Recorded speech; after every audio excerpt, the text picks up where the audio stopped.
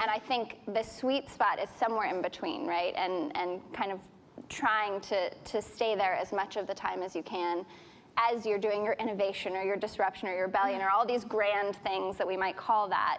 To me, it's really about trying to be in that space in between. And it also is really about feedback. I mean, I think we live in a culture that does not give us a lot of models of what it looks like to learn in public. And I've had this many times over as someone writing in the feminist space or in other spaces where, you know, I'll get feedback and my first reaction is sort of a shamed reaction.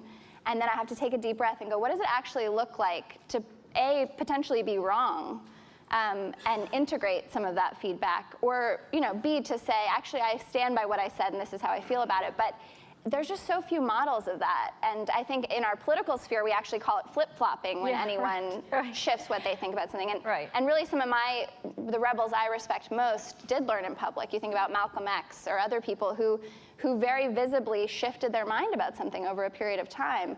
That's the kind of rebel I want to be, is someone who does learn in public, who is able to take feedback and not have my ego be so tender that it gets bruised into silence. So that feels like a really important piece of it to me.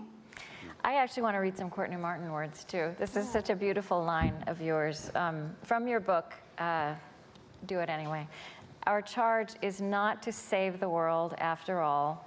It is to live in it, flawed and fierce, loving and humble. I asked Parker if he would bring a poem to read to finish, and you brought a couple, so you get to choose. I don't know, I think poetry is maybe a kind of rebellion against prose that, you know, helps keep language alive again and again. And notice he's reading it off of a newfangled device. He's got an iPhone. I was actually trying to post on my Facebook page.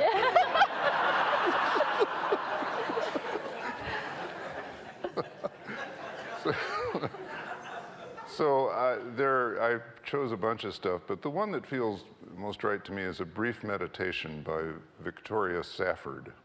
It's called Hope.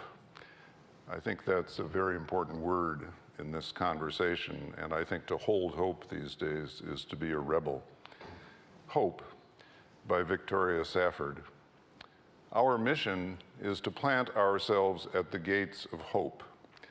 Not the prudent gates of optimism, which are somewhat narrower, nor the stalwart, boring gates of common sense, nor the strident gates of self-righteousness, which creak on shrill and angry hinges, nor the cheerful, flimsy garden gate of everything is going to be all right, but a very different